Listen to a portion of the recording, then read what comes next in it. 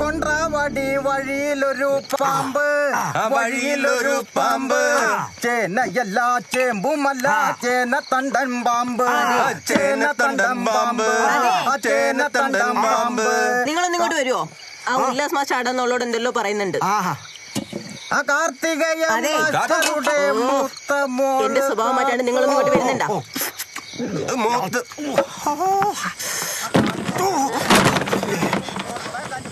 ഓരോട് കയറി ഇരിക്കാൻ പറയാത്തണ്ടേ മോളെ? എനിക്ക് ചില കണ്ടീഷൻസ് ഒക്കെ പറയാനുണ്ട്. ഒന്ന്, കല്യാണത്തിന് ഞാൻ വെള്ള ഷർട്ട് ഇടൂല, നീല ഷർട്ട് ഇടുള്ളൂ. ഈനായിപ്പോ മാഷ് ഇങ്ങോട്ട് വന്ന് മാഷിക്ക് ഇഷ്ടമുള്ളത് ഇട്ടോ, ഒന്നും ഇടാണ്ട് ഇങ്ങോട്ട് വരരുത്. ഇനി എന്താ കണ്ടീഷൻ? ഭാഗ്യം സാരി ഉടുക്കരുത്.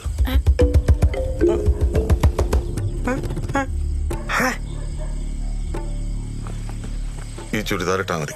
അല്ല, അതെങ്ങനെയാ ശരിയാവാ? കല്യാണ പെണ്ണ് സാരി എടുക്കണ്ടെന്നേ നാട്ടുകാർ കൂക്കൂലേ?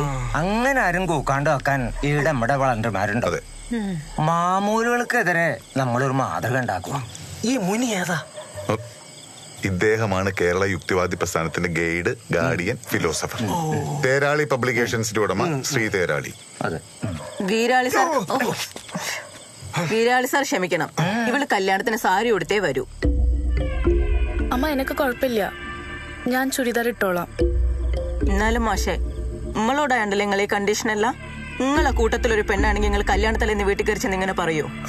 അല്ല സഹോദരി, അങ്ങനെ കരുതേണ്ടതില്ല. ഈ വിവാഹം ഇങ്ങനെ നടത്തേണ്ടത് ഈ കാലഘട്ടത്തിന്റെ ആവശ്യമാണ്. അപ്പൊ മാഷിന്റെ ആവശ്യമല്ലേ? അല്ല അച്ഛാ, മാഷക്കും ഓരോ പ്ലാൻ ഉണ്ടാവൂലേ? എന്നാലും അല്ലാത്ത പ്ലാൻ ആയി പോയി. ഇനിയും വല്ല ഉണ്ടോ കണ്ടീഷൻ? പെണ്ണിന്റെ അച്ഛൻ നിക്കറു വാങ്ങാനും. താലികെട്ടൽ ചടങ്ങ് വേണ്ടാന്ന് വെക്കണം. ഇതിനെല്ലാം ഒരു നാട്ടുകിടപ്പില്ലേ മാഷേ? താലി കെട്ടാനും പറ്റൂല, വെളുക്കത്തിക്കാനും പറ്റൂല. അത് ഞങ്ങള് ചർച്ച ചെയ്ത് തീരുമാനിച്ച. അത് മനസ്സിൽ എഴുതി പോയി. ഇനിയിപ്പോ അങ്ങനെ അല്ലെങ്കിലോ?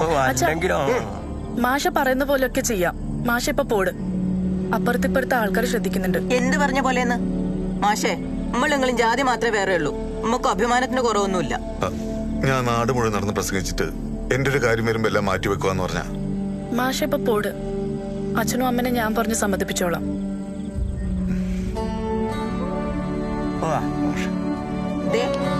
ഈ നാട്ടിൽ എന്തോരം നല്ല ആണുങ്ങളുണ്ടായിട്ട് ഓരോരുത്തരെ കണ്ടുപിടിച്ചിനി. ഇതിനേക്കാ ഭേദം ഈ എന്നോട് ഒളിച്ചോടുന്നായിരുന്നു. എന്റെ മുത്തപ്പ, ഈ നാട്ടുകാരെ മുഴുവൻ വിളിച്ചു കൂട്ടിയിട്ട്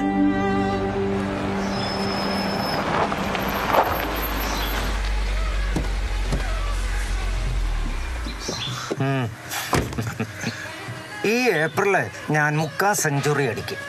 ഈ ചേക്കുന്നില് നമ്മുടെ രീതിക്കുള്ള ഇതേപോലുള്ളൊരു കല്യാണം ഇതാദ്യമായിട്ടാ. ഈ കല്യാണം ചേക്കുന്നവർക്കുണ്ടല്ലോ ഇടി മുഴക്കായിരിക്കും. വാ. അല്ല, ഉല്ലാസിന്റെ കുപ്പായം ഇത് മതിയോ? പിന്നെ അല്ല, വെള്ള പാടില്ലെന്നല്ലേ ഉള്ളൂ. ഇത് നീല. ശരിയാ, നീലയാണ്. പക്ഷെ ദൂരക്കാഴ്ചയില് ഇതൊരു വെള്ളയുടെ ദോഷം ചെയ്യും. പിന്നെ ഫോട്ടോയില് ഇത് സാറേ, അതിനിപ്പം ബ്ലാക്ക് ആൻഡ് വൈറ്റിലല്ല, കളറിലാ പടം പിടിക്കുന്നത്. അതെ.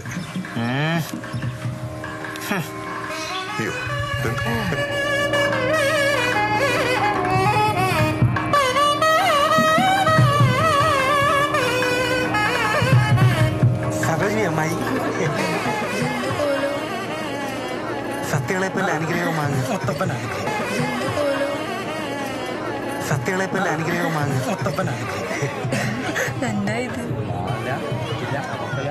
ഏടോ വിളക്കവിടെ? എനിക്കറിയില്ല. എന്താ അല്ല കുട്ട, ഇതിനൊക്കെ ഒരു നാട്ടുകാർപ്പം മര്യാദയില്ലേ? എന്ത് കോപ്പറേറ്റ് കാണിക്കാനാ നാട്ടുകാരെ വിളിച്ചു വെച്ച്?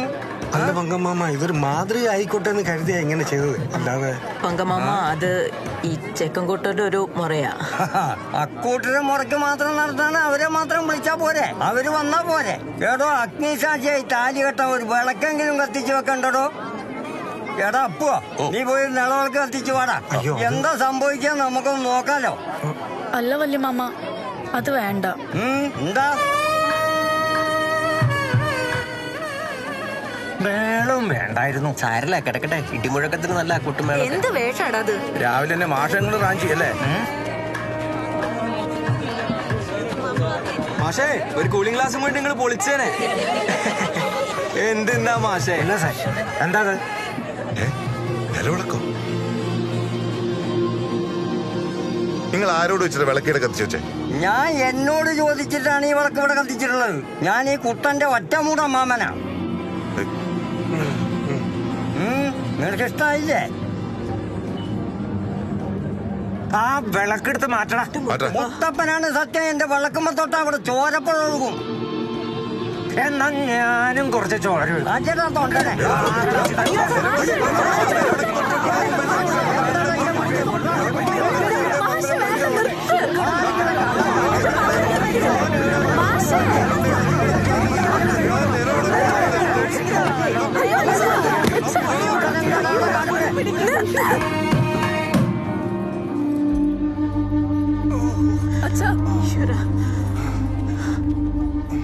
മാഷയ്ക്ക് എന്നെ വേണ്ടിരുന്നെങ്കിൽ അത് ആദ്യമേ പറയായിരുന്നു.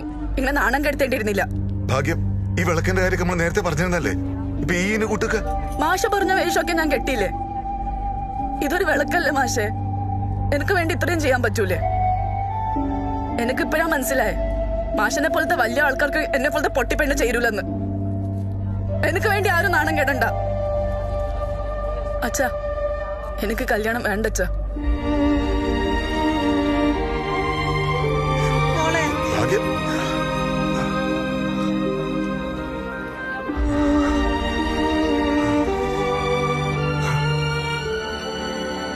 ഉല്ലാസുമാർ തീരെ ഖേദിക്കണ്ട. നിനക്ക് ഞാൻ എന്റെ മോളെ കല്യാണം കഴിച്ചു.